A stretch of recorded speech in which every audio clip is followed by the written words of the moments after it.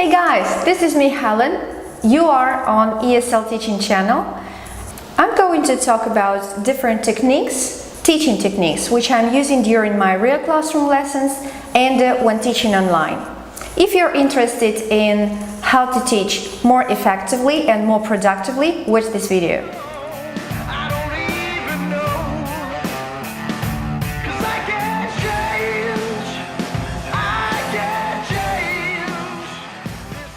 The technique number one is called reducing TTT.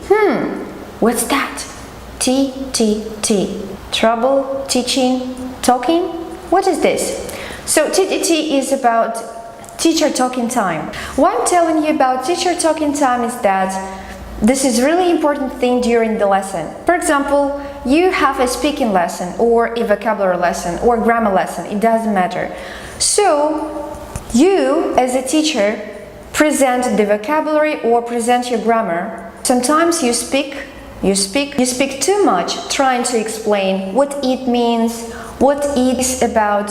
And if we compare how much you speak and how much your student speaks, it differs. You speak almost 60% of the lesson and your student 40 or even 30. But ideally, it should be 80% of students' talking time and 20% of your talking time. To sum up, if we think about the ideal English lesson, we need to keep in our mind that we need to speak as little as possible so as to let our students speak more during the lesson. And it doesn't matter if it's grammar lesson or vocabulary lesson, because some teachers think, oh, it's a grammar lesson, I need to make my presentation, I need to speak, I need to explain, convey my ideas, but not. Even during the grammar lesson, you need to speak 20% of the lesson and your student 80%. Every time when you plan your lesson, think about how much you're going to speak and if it's possible to reduce your teaching talking time and how you can do that. We have some ways how to do that. For example, to give less lengthy instructions for the task, or when you present the vocabulary, you are more likely to demonstrate, not explain, so that to let you reduce your teaching talking time. The third way how you can reduce your TTT is that you can make your students work in pairs or in groups. In this case, you give them the opportunity to speak, and your role here will be only monitoring, not speaking and explaining. The fourth way to reduce your TTT is feedback. Reduce your open class feedback. Let your students give their feedback themselves.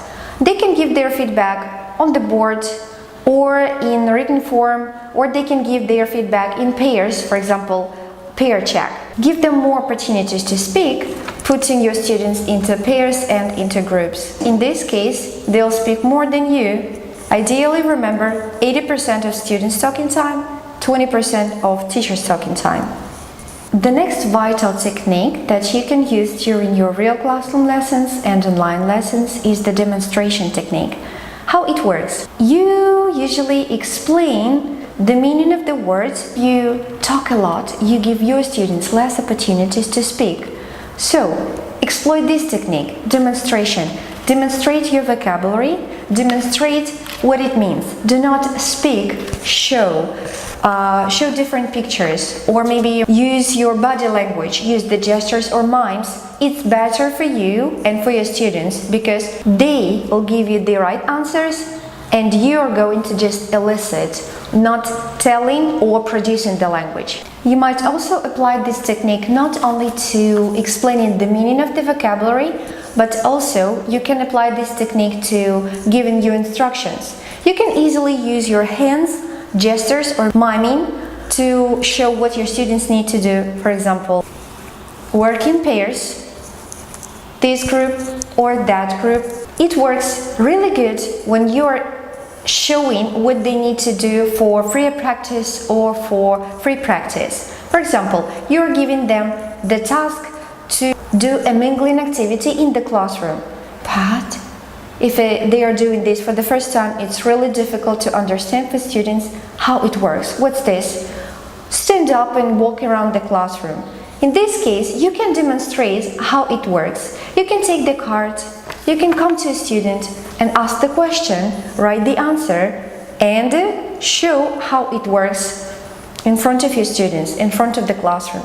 Basically, if you keep in your mind that demonstration is the main thing of the lesson, which reduces your TTT and gives your students more opportunities to speak, so your lesson will be the best. Adios.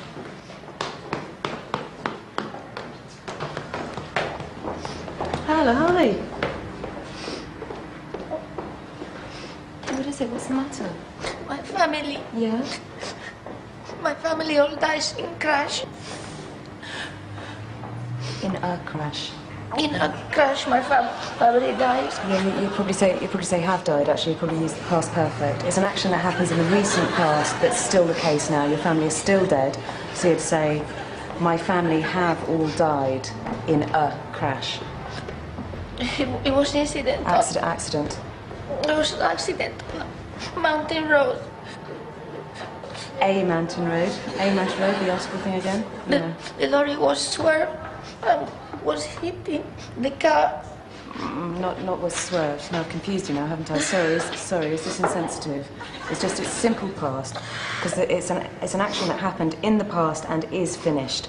The lorry swerved once. Is it still swerving now? No, it swerved once and killed your family. So the lorry swerved, or you could be flash, and you could say, the lorry smashed into my family car, killing the occupants.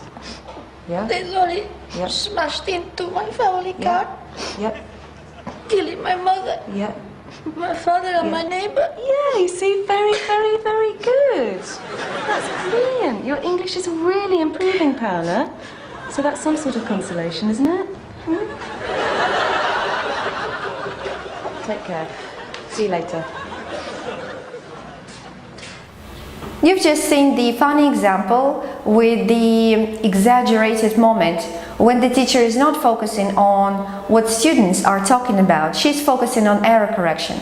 What you should remember is not to overcorrect your students during your lesson. It doesn't matter what kind of lesson you have, just keep in your mind that when you correct a lot, your students are confused or they could be embarrassed a lot because you are correcting them in front of the classroom.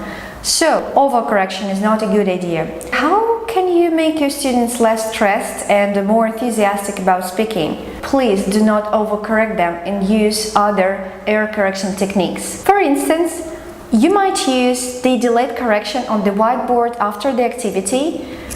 For example, during the activity, you are monitoring actively, you are writing down the students' mistakes, you make some notes, and after they complete the activity, you display these mistakes on the board. It's a very good idea to display on the board not only the bad examples of the language, but also good examples. And during their feedback sessions, students are going to figure out where the bad language is and where the good language is. In this way, you'll encourage them to use language more, to risk during the speaking, and in this way, you'll give them more autonomy and independence in realizing their mistakes.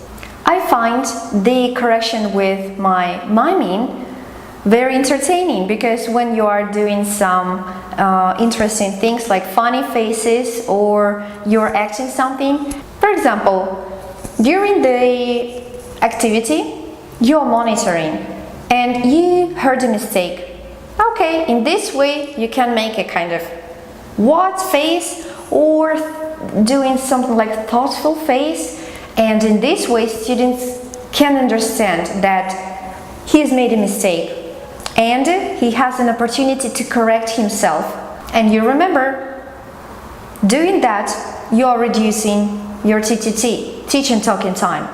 Finally, I'm going to tell you about finger correction technique, how it works. You have your hand, so usually people start with this finger and they go from this finger to this finger. For example, if you need to correct student sentence or the word order, or for example, they forgot the auxiliary verb, what do you like to do? is the correct sentence, but students said, what you like to do? You use your hand to show that he's made a mistake. You say, what you like to do? Or what you like doing? And you show that your student missed one word. In this way, you are encouraging the student to recognize his mistake and to correct on his own. I'm using these techniques effectively both in a real classroom and the teaching online because you're able to use different types of correction, teaching online, demonstration technique, and reducing your teaching talking time is also the effective way of improving your English lesson. Of course, I've not covered all the techniques which teachers all around the world are using, but those 3 ones are my favorite. If you found this video useful for you, leave your comments and like in the section below and subscribe to my channel. And see you in the next video.